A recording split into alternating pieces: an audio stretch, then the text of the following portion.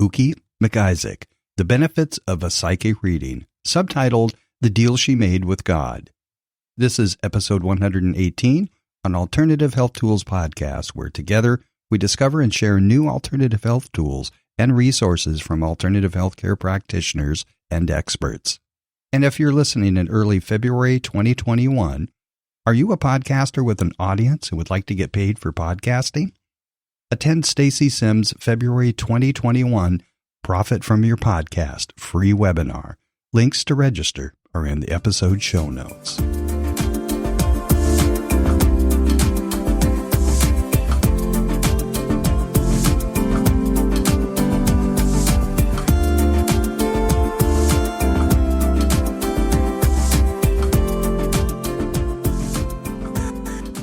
Hi, everybody. I'm your host, Kim Shea. I'm your co-host for this episode of Alternative Health Tools, coming to you from this side of the pond here in Southern California. It's Friday, December 11th, 2020.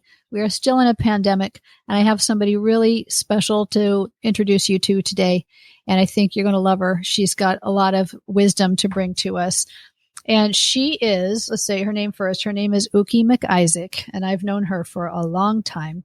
She's an internationally acclaimed speaker, an intuitive counselor, and an ordained minister. She's clairvoyant, and I have seen her for readings several times, for personal readings, and also my very first past life regression was with you. So I know you are the real deal. You're wonderful. You have great gifts, and so I'm eager to tell people about you and have you tell them about yourself. So welcome, Uki MacIsaac. Good morning, Kim. Good to be here. Thank you so much. Tell me about your background. Tell me about who you are in a nutshell. Well, 5 words or less. I always say my whole life really prepared me for my ministry, and everything that seemed to be separate and isolated events came together beautifully when I accepted my ministry and my work. So I was born and raised in Germany. I obtained a master's degree in language and literature, and I was a high school and junior college teacher for a few years. And then a big event upended all of this, and it's strange. In my life, illness has often served as a wake-up call, as it is for so many. And the wake-up call of cancer, I decided that this lifetime or this lifestyle that brought about illness like that was not the right one for me. And I had met my to-be husband in summer vacation on Greece, on the island of Crete, of all places. And so everything fell in place together. And I came to the United States. And that's where a whole new chapter started. Yeah. So now you said you were living a different life, and then the cancer served as a wake-up call. So were you out clubbing, doing crazy wild things, or were you living kind of an ordinary life and then went on to focus more on this aspect of your life? If that's not too personal. Well, as a high school teacher, I was just very stressed.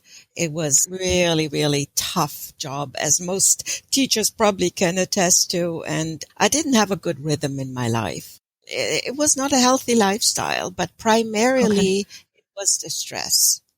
Okay, that's interesting. I always felt that stress was a major contributor factor to the illness. Of course, we don't know, but we do make our personal interpretations as to the events in our lives. And to me, it always felt that was important.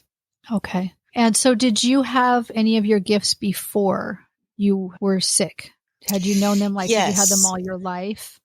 I would say yes, and I just didn't have any naming or categorization for what was happening. So as a child, I often had out-of-body experiences, and I would just float up, and I had a lot of fun with that sense of floating up and looking at the roofs of the houses. And what was really interesting, this was in the 60s, and there were still a lot of power lines strung over the roofs of the houses.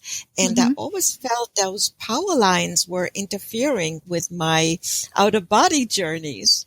To this day, I don't quite know what that is, but it must have something to do with the electromagnetics, of course. That would make sense, yeah. So And did you have I those also experiences when you were sleeping? I'm sorry. not sleeping, but sort of in the in-between states, either going to Okay. sleep or shortly before waking up. And I also had some mystic experiences at a time where I was in some instruction for what we call confirmation. So at the age of 13, 14, I was raised in Lutheran religion. And so we had confirmation. And at that time, I had mystical experiences with Jesus.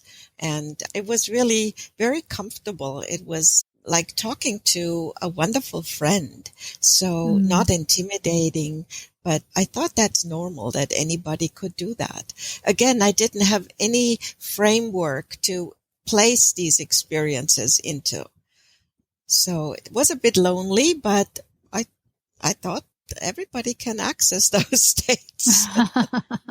Did you talk to your parents about this or friends? Was this part of your conversation or was this secret? Not really. Here's the interesting thing. My mother is highly intuitive herself, but she doesn't really own it except in emergencies. So, she would always call it her mother's instinct. But when I was far away, she would just know when I was in a not so good situation. And also she had another strange capacity to find four-leaved clovers. Really? Without ever looking for them. So our family took hikes the Germans love to go on hikes. That's well known, right? So on Sundays, we were on our Sundays hikes and chatting with each other, my own nature. And all of a sudden she would stop dead in her tracks, bend down and pick up a four-leaf clover. Oh, wow. And none of us could ever replicate that. She said, they call me. So it's a bizarre thing, but she never really completely trusted her intuition. She just used it when either in seemingly random situations like with a clover or when she felt her mother's intuition calling out. So I didn't really learn much about intuition per se. I had it. I knew things I wasn't supposed to know. I had premonitions too, but I always sort of brushed it aside. I wasn't afraid of it. No, I just didn't quite know what to do with it.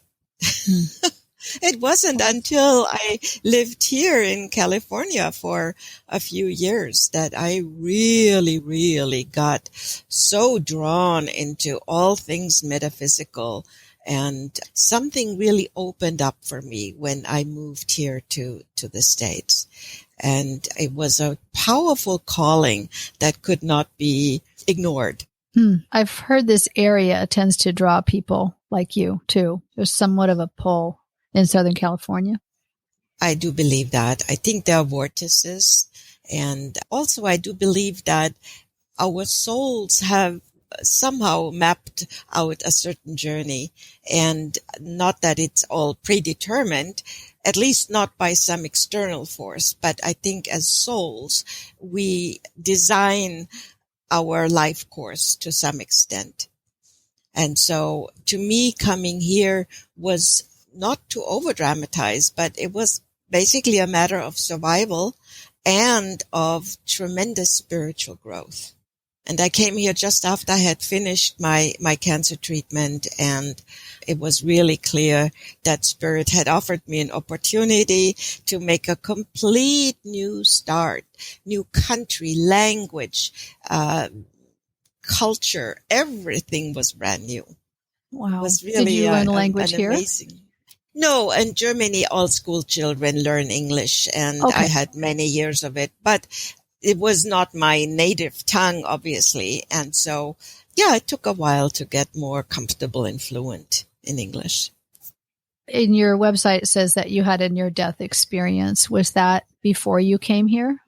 No, that happened here, and many years into having lived here, and there was no warning that I could perceive. But one day I just woke up feeling very, very ill, and got dramatically ill so quickly that in the middle of the night we barely made it to the emergency, and then I fell into a coma of nearly 3 weeks.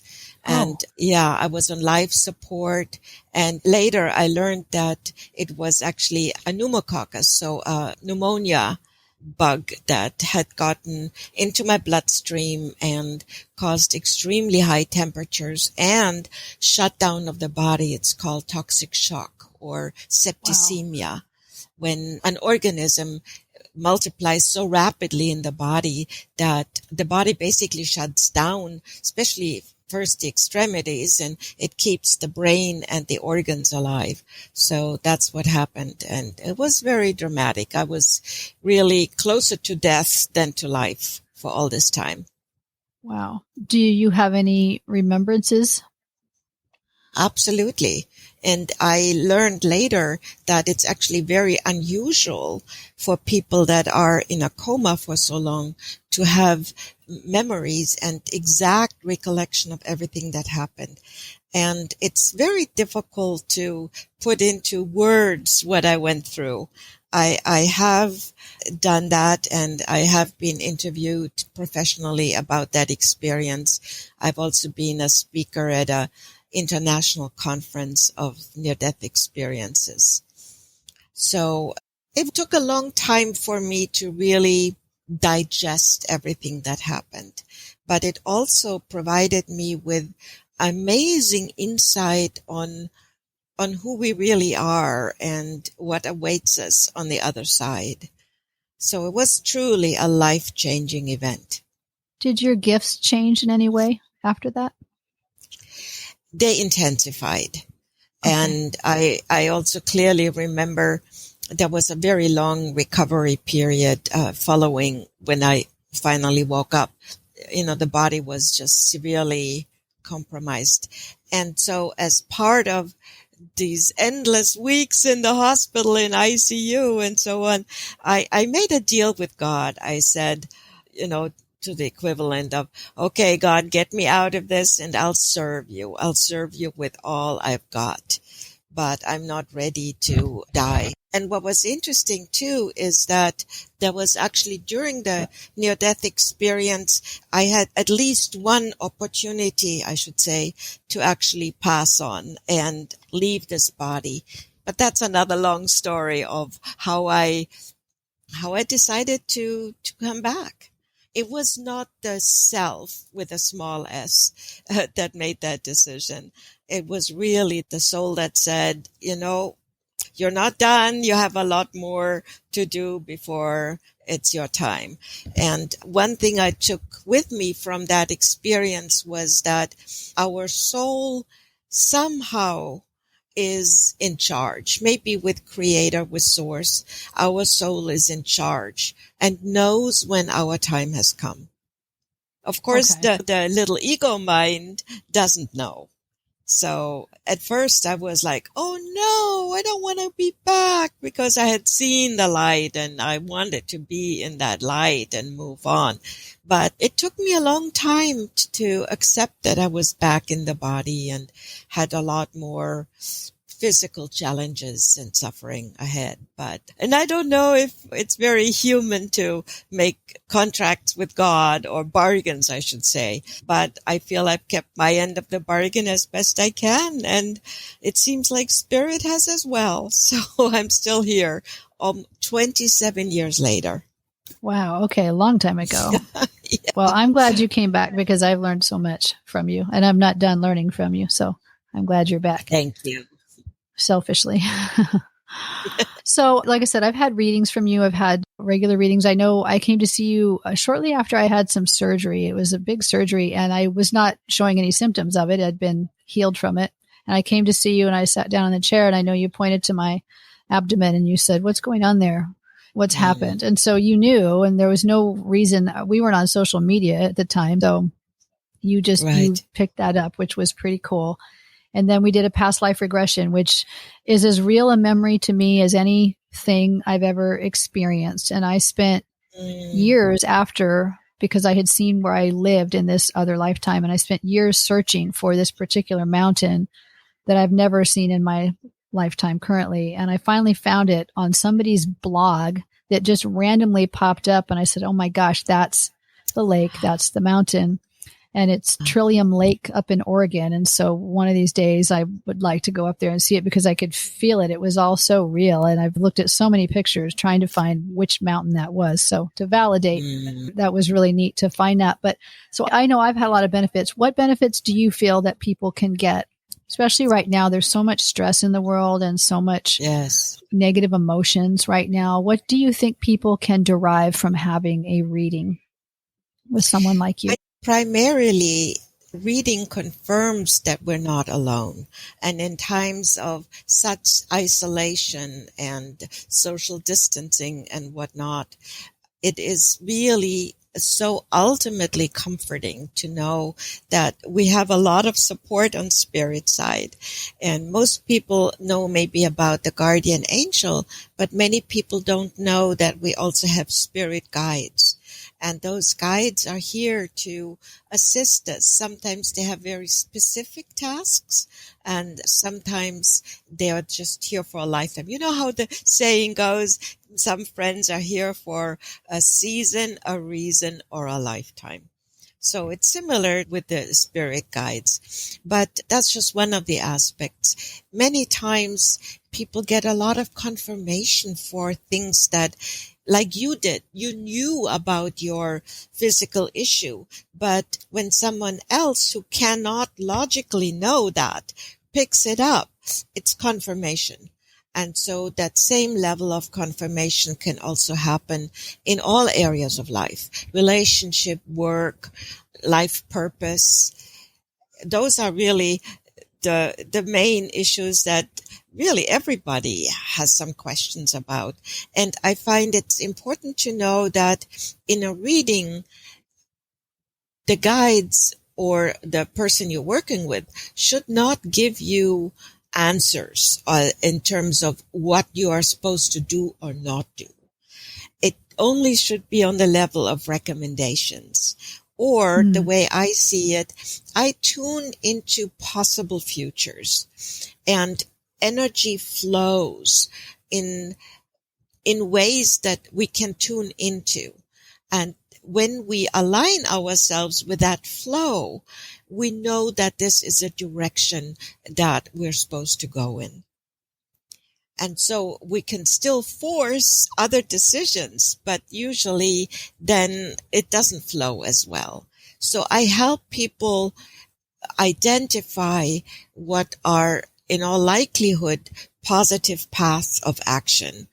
And so I tune into potential futures. And that empowers my clients to have better decision-making, clarity, trust in their choices, and that allows them to move forward. Which is really valuable right now because a lot of people have undergone some major changes with their employment and their worlds have been turned upside down.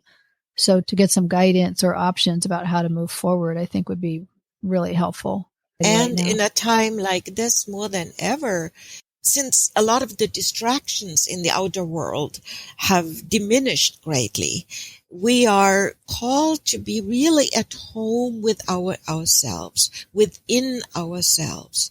And sometimes people may not really like what they find there. So I help them also in owning their unique gifts and talents and claiming them so they can be really empowered to shine their light.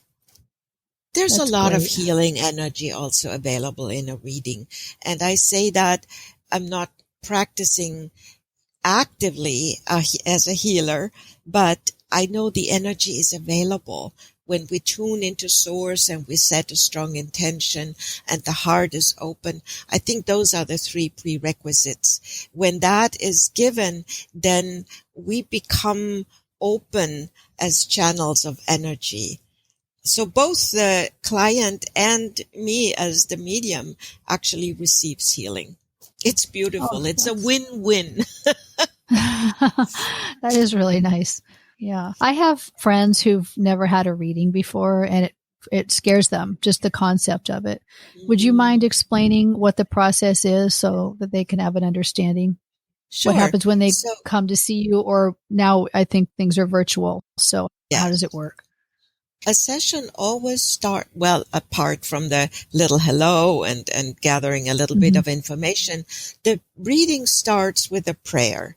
And that prayer is not a formal prayer, but it's really calling in the light and the love of the divine.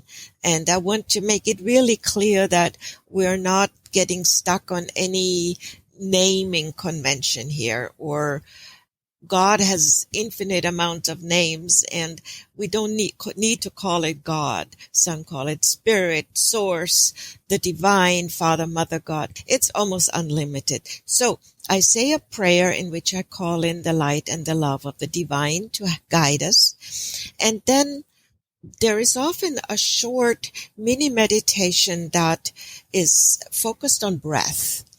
So breath, a few deep breaths can really help clear out energy and connect us both to the earth and to the heavens. Then I receive images. So I'm mostly clairvoyant, but they also work with me on the levels of hearing and feeling. So clairaudience, clairsentience. There's even, sometimes I even smell things, but that's not predominant. And so as I receive images, they are often of symbolic nature. And I have learned to interpret these symbols. And for example, an animal may come in. This animal can be perceived as a power animal or a spirit guide. And as we explore the capacities, the properties of this animal, for example, let's say wolf shows up. So we can ask, well, what may wolf want to tell us? And I don't want to go into more details. But so all these images come in, they are interpreted. And after that, anything else I immediately pick up about my client's energy is shared. When that is done, then we are entering really into more of a talk, a conversation. My client can ask me questions. Sometimes they bring or show me photos of people they have questions about. And it's good to know that these people can be either still in body or on spirit side. And while I do not promise in each and every case that we will be able to establish contact with someone that is no longer in body, it often does happen. And I receive a lot of information about other people through their photos or images. And then my clients can ask other questions, and before you know it, the hour flies by. Yes, it does. Some people take an hour and a half, some an hour, but I have, even in short times, I can still convey a lot of information. Does this drain you at all to do this? Is something where you have to protect yourself from giving so much or using so much of your own energy? In general, it does not drain me. The only time I feel a little fatigued is when the person that's coming for a reading is so guarded and so protected that it's hard for me to connect with their energy. And I know that sounds a little strange, because who would want to come here with anything other than an open heart? But let's face it, some people still have fears or apprehensions or misunderstandings, and it may be their first time. So when a person is open and willing and trusting that spirit is working with us and through us, then it's not draining at all. In fact, it's even enlivening. I often feel almost like a high after some really good, when there is a good flow of energy, there is a natural high as a result, because it's source energy we're tapping into. And what better could there be? Yeah, and you are patient. I know when I came in to do my first past life regression, I couldn't see anything, and you were asking me questions to look around and see what I could see, and I couldn't see anything. And you were just very patient. Well, why don't you try this? And I couldn't see anything, and I know I was getting very frustrated and feeling like I was wasting your time and my time. And then at some point you said, why don't you look down at your feet and tell me what you're wearing? And that was when it was like a black curtain just lifted up and I could see everything. But you were very patient, and I didn't come to you feeling like I was guarded, but I just needed a little bit of extra guidance. So you're very patient in working with people to help them open up. Thank you. So, yeah. And, in this context, it's also important to understand that our logical mind loves to be in control. And it's very reluctant to surrender control to the subconscious, which is what we want to work with in a past life regression or in any regression, because that's where all the memories are stored. But the conscious mind, the ego mind, it tries to exert its control. And sometimes it does that by suggesting that there is nothing there. So when we understand this as a strategy of the thinking mind, then we can gently bypass it and allow that subconscious to open up and share. And I think, even though there is some maybe pushing the ego aside to be able to do that, I did want to point out, because I know some people feel like if they're doing a past life regression, they're not in control. And they feel like they might feel vulnerable before they've ever even tried it. They think that would be the case. But I know that I was fully aware that at any time, if I felt like it, I could open my eyes and say, okay, we're done. But I didn't want to, because it was such a lovely experience. But it's just such a wonderful gift that you bring people to be able to experience all of these things. A good point there, Kim, because it is important to know that the client is always in full control. And sometimes I don't even like to use the word hypnosis, because people associate stage hypnosis with that, where people all of a sudden start barking like a dog or clucking like a chicken. And that's so absolutely nothing what this is like.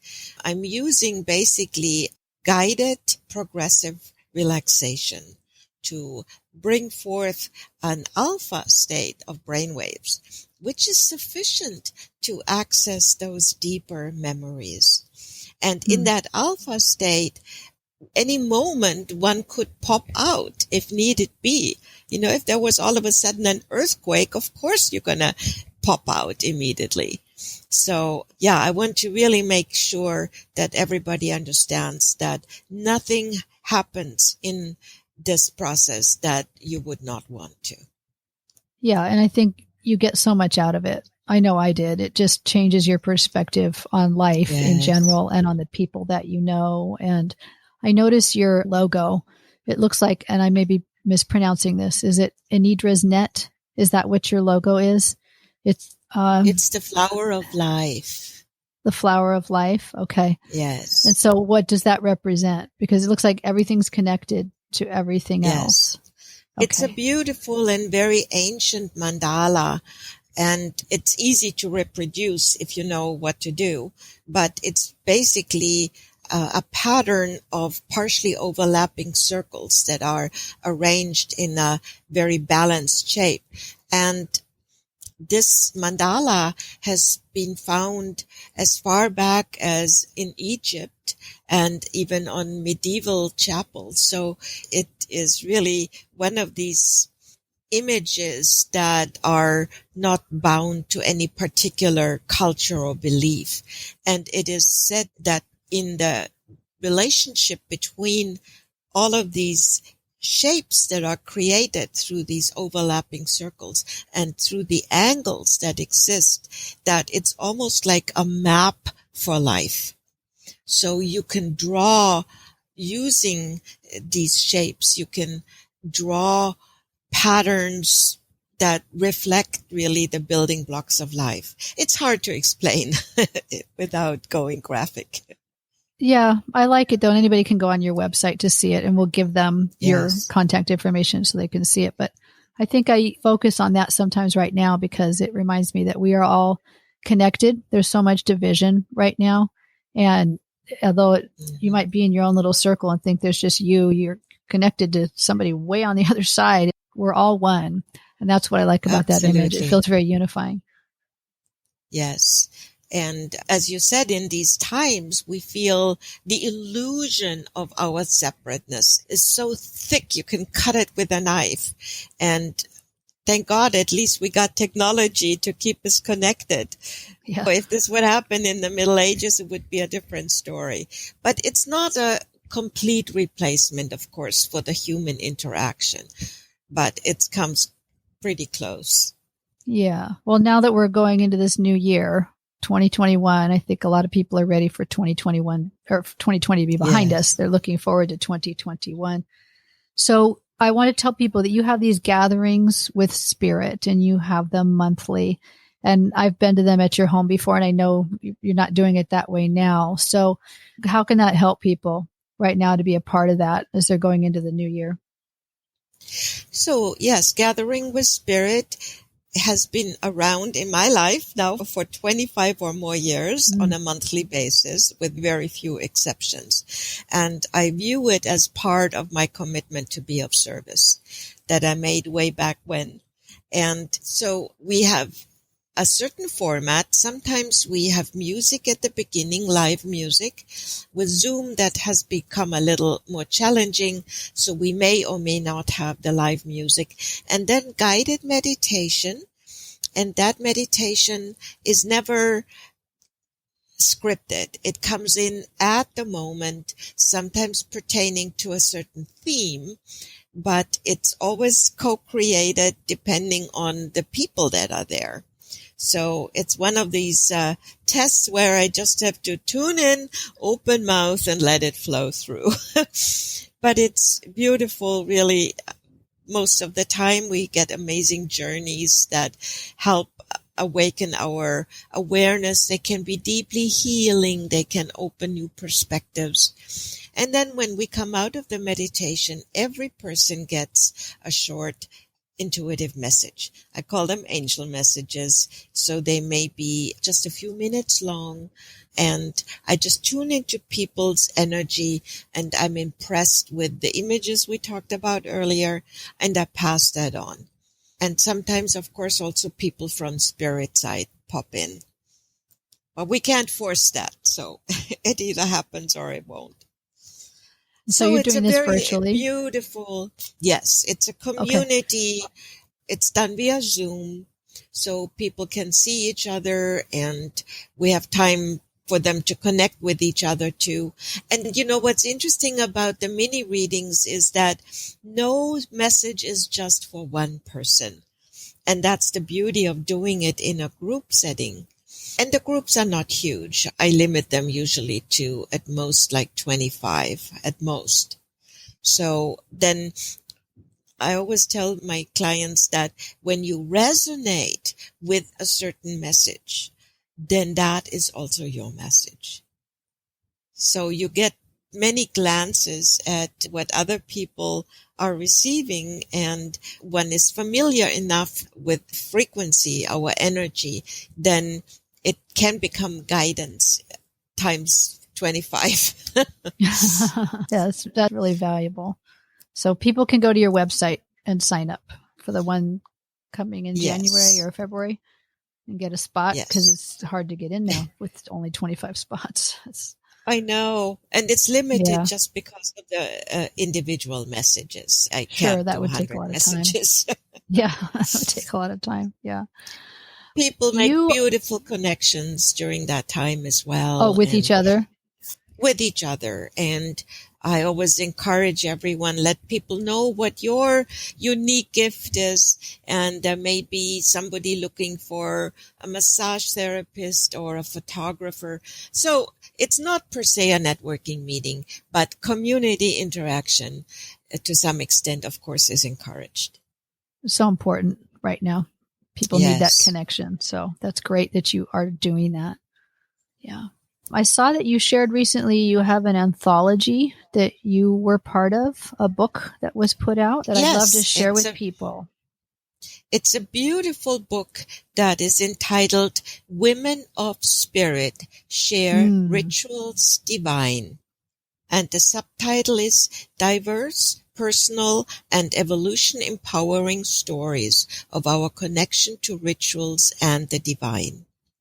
and it is edited by my friend Amshatar Monroe. It has over 40 different contributions, and it's all women speaking from their own experience, from their own background, about how ritual and ceremony is meaningful to them. Many times they've created it themselves. Sometimes it may be giving a ritual that's already well known new life through our intention and personalizing the experience. So yeah, it's a beautiful book. I'm so proud and happy to be included in it. And there are some big names: Janla Van Zandt, Ryan Eisler. Well, anyway, it's a beautiful book. Okay, and we can find that, Women of Spirit. Okay, Share I will share. Divine. Okay, I will share the link for that in the show notes so people can find it. I'm thinking that would make a beautiful Valentine's book. It's red, right? The cover is red for exactly. someone you love. That would be a beautiful gift to share. Exactly. I like that. Or even for yourself. I think I'm going to pick up a copy for just me.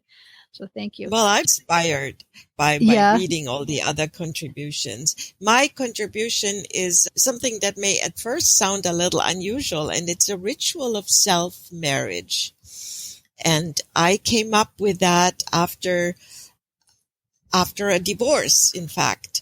And everybody who's ever been through a divorce know that is typically a painful experience. And as part of the healing journey, I determined that I wanted to marry my higher self and love myself more fully, as obviously I had been very doubtful and hurt and everything that goes along with that. And so it really is a healing journey. Every ritual is a healing journey. And through the power of our intention, we can make connection with the divine through these procedures that, in a way, they tie back into our knowledge that we acquired over so many lifetimes. We are, I think, by nature, we are ritualistic beings, but very often our rituals have become empty and meaningless. Or we don't even know that they're rituals, like weddings, memorials, prayer at dinner time. All of those are really ritualistic acts, but very often they are not filled with as much meaning anymore. And we can change that. We can devise our own, because the divine is always, always willing to be there for us. Always open to connection, but we have to ask. And we ask through our intention and creating a sacred container for our rituals. That's beautiful. And it's true, because sometimes things can just become rote, where you're not really thinking about them, you're not doing them.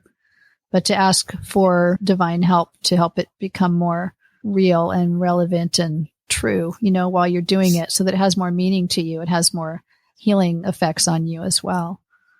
That's really nice. And it sends a hopeful message to the subconscious as well. And for example, now that we're in the new year, many people have perhaps burned something on New Year's Eve that they wish to release. And that is a beautiful ritual that speaks to our ancient mind. And by offering up to fire, we intuitively know that we're letting go of something. Fire transforms matter into ash and smoke, yes? And so it confirms that we have really released that. So that's just one example of how we all along may have used rituals, but maybe not having been always aware of it. And we do goal setting for the new year, right? Yeah, definitely. And it's good to be mindful about all of this, about the letting go and about what we're doing as the ritual, and then setting our intentions and goals for the coming year. And I feel we are so ready to really co-create a good year. And while in my perception, and it's officially known that we're not completely over this. It may take a few more months of this whole COVID scenario, but I believe there to be a tremendous resurgence of positive energies. And hopefully in all this time of hunkering down, we've had time to really tune in with our innermost selves, strengthen our spiritual connections, be friendly with ourselves. I think that's one of the gifts to when we're forced to be not always distracted, but be at home within ourselves, then that is a gift. So I think not everything that has happened through COVID is bad.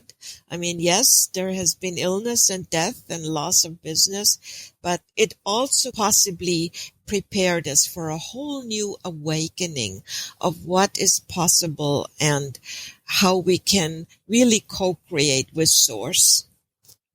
I think I learned from you once we were talking about the good and the bad and the darkness and the light. They are necessary for each other. They all both have to be there. And so I think, and if I'm misstating that, you let me know. But so with this thing that seems like it's so negative and it's just so awful, that there's a lot of good too, to keep everything in balance. And they both have to exist together. It takes the darkness to define the light. And all of our choices can become much more conscious choices. And so we can take that canvas of this experience and co-create something that honors what we learned, but is not stuck in that experience. Do you have another book you're working on that you want to tell us about? I am. Oh, this book has been, I always say I've been pregnant with it for years and years. But it's now in the works, and it's shaping up to be a blend of personal experiences, what they have taught me, and then I share tools. So in this 3-part structure, I use basically what I said, my whole lifetime prepared me for my ministry. So there may be a particular experience from my life, then what that experience has taught me about myself, the world, how I relate, spirit, and then since I have quite some experience with healing tools, I share some tools. So the book is designed to be, it can be opened at any chapter at any time. Oh, nice. And some of the topics may be angels, for example. I talk about angels and my personal experiences and how we can reach out and make contact with angels. But also maybe more trivial things like, well, it's not really trivial. I talk about ancestors and how we can connect with ancestors, how we can disconnect from ancestral tracks that are not beneficial. So, yeah, it won't be a really big, heavy book, but I could see that it'll be like something you could access on a daily basis and learn something. And the stories are all genuine, so I feel as I share from my life, I am being true to my commitment to serve through what I have experienced, through what I know. That's the purpose. It's wonderful. I can't wait till that is out to get a copy for myself and to help promote that for you. Thank you. Is there anything else you'd like to share with us going forward into the new year? And I do want to point out that we are recording this on December 11th, 2020, but Uki and I are both aware that this is going to be released and you'll be listening to it in the new year. So is there anything else that you would like to share? Well, since it will be aired in January, I do hope that everybody has created maybe a form of releasing 2020, but not seeing it as all bad. And in my own life, I've experienced that it is often in hindsight that the gifts become clearer. And while we go through a situation that is traumatic or speaks of loss, we can't see that. But with some distance, we can extract the good And so I think much good will come from this whole COVID situation too. Maybe it will have made it clear what our priorities are, and it stripped some of the unnecessary stuff away. To some extent, maybe we have numbed ourselves with too much stuff and too many activities. And so in this time of retracting, we gotten hopefully more at home within ourselves. Yeah, that's good. That's good to keep that in mind. So thank you for bringing that up. At one point, also, I really want everybody to know you are not alone.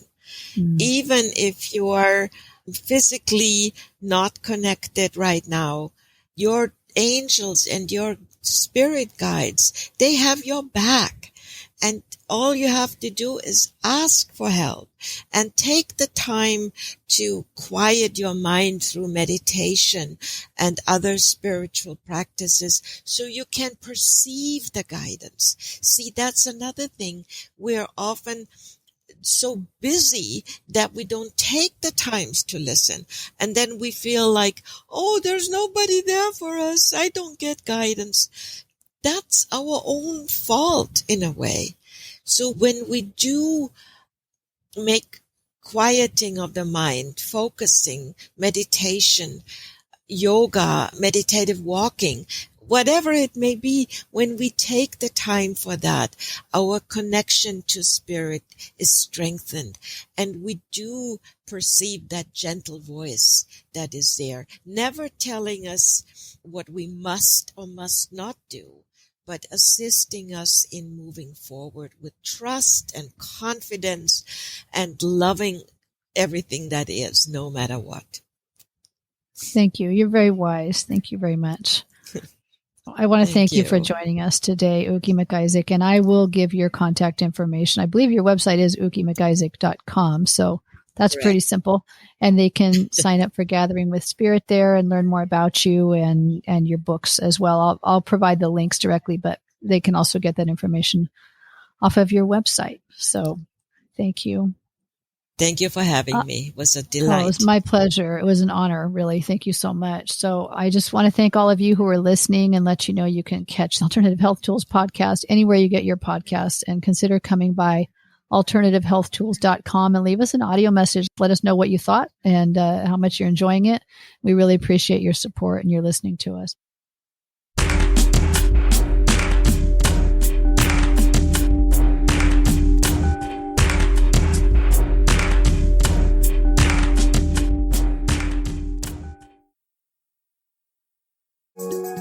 Produced by Heard Not Seen Media.